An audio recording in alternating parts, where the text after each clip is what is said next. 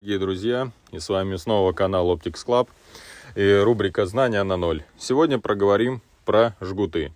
Итак, начнем. Сегодня проговорим про два вида жгутов. Жгут турникет, как вы видите, перед вами представлен, и, соответственно, жгут общевойсковой, военный, резиновый.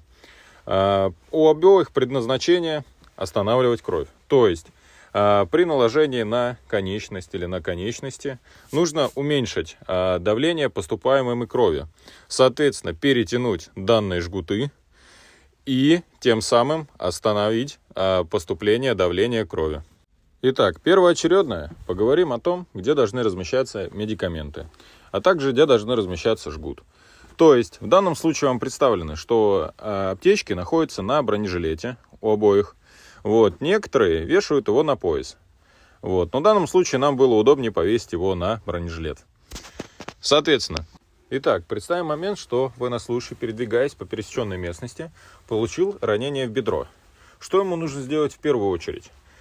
Если противник находится при непосредственном близости, то есть непосредственном контакте, то этого противника нужно уничтожить, после чего искать безопасное место. Но если же противник находится далеко, то в данном случае военнослужащий должен сразу же найти безопасное место. Военнослужащий, найдя безопасное место, достает жгут и своими силами накладывает данный жгут себе на бедро на 5-10 сантиметров выше ранения. В данном случае представлена затяжка жгута двойным слоем. Такая затяжка не остановит кровь в полной мере, но даст время для того, чтобы найти более безопасное место. Не забываем про то, что при наложении жгута нужно помнить и засечь время, во сколько вы его наложили. У нас накладывается жгут 30 минут зимой и на 1 час летом.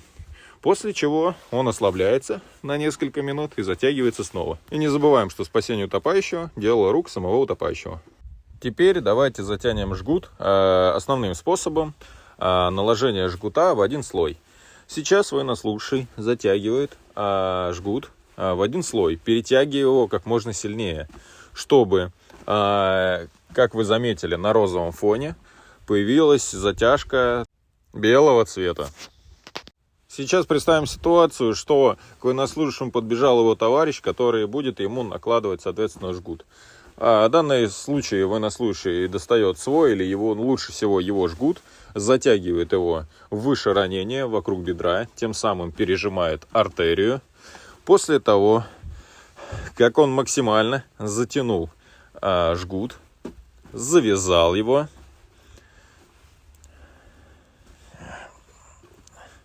нужно оставить записку о времени наложения жгута. Она подсовывается либо под сам жгут, но это плохой такой вариант, потому что бумажечка может порваться, потеряться и так далее. Либо пишется на руке, либо на щеке, потому что пот не сотрет в данном случае время. Но если военнослужащий, получив ранение, потерял сознание, то лучше всего положить его на бок, потому что в данном случае он не захлебнется своим рвотным рефлексом. Еще одна разновидность жгута – жгут-турникет. В данном случае представим, что военнослужащий был ранен в руку. Жгут натягивается элементарно и просто. Затягиваем основание жгута, после чего таким плечом затягиваем стропы, которые у нас проходят по всему жгуту.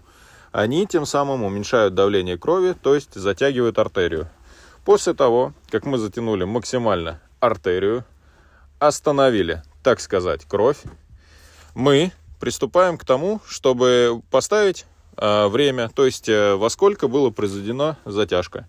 Все, в данном случае пережимаем плечо, и наш военнослужащий спасен. Друзья, мы разобрали очередной вопрос в рубрике «Знания на ноль».